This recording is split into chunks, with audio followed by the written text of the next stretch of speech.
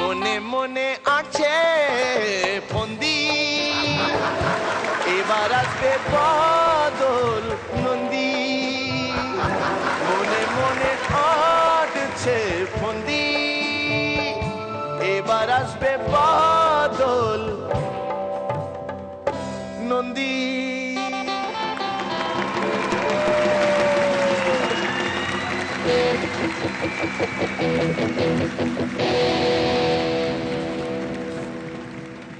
এরকম হাঁটছেন কেন আপনি?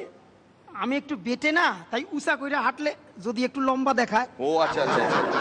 না, আপনি অনেক আগেই আমাদের চোখে অনেক লম্বা হয়ে গিয়েছিলেন। জুনিয়র কন্টেস্টেন্টদের জানিয়ে রাখি, এটা তো মিরাক্কেল আক্কেল চ্যালেঞ্জের 6, তোমরা 6th সিজনের কন্টেস্টেন্টস। বাদল নন্দী উনি ছিলেন মিরাক্কেল সিজন 1 এর কন্টেস্টেন্ট। তখন আমাদের সামনে অন্য কোনো মিরাক্কেল ছিল না, অ্যাজ ইন অন্য কোনো সিজন ছিল না।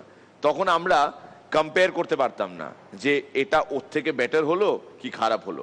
তখন মাপদণ্ড গড়তে যারা সেই সময় আমাদের সাহায্য করেছিলেন তাদের মধ্যে উনি একজন, বাদল নন্দী।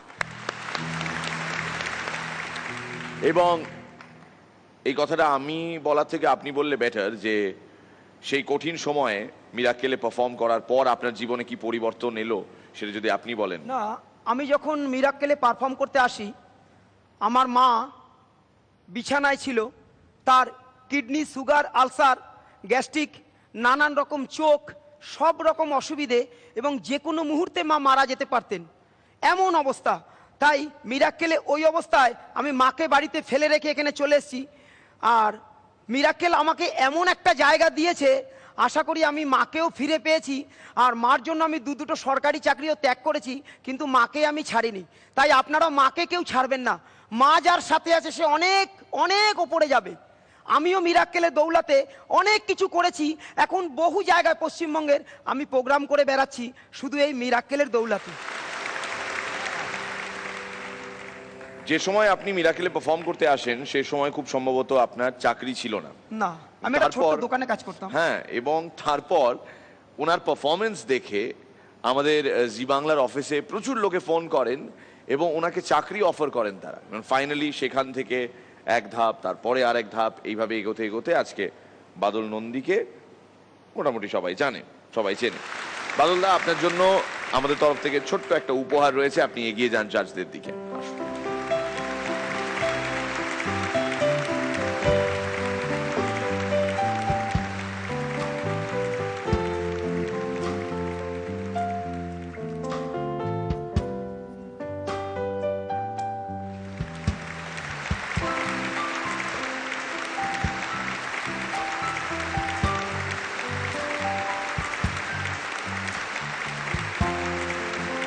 Thank you.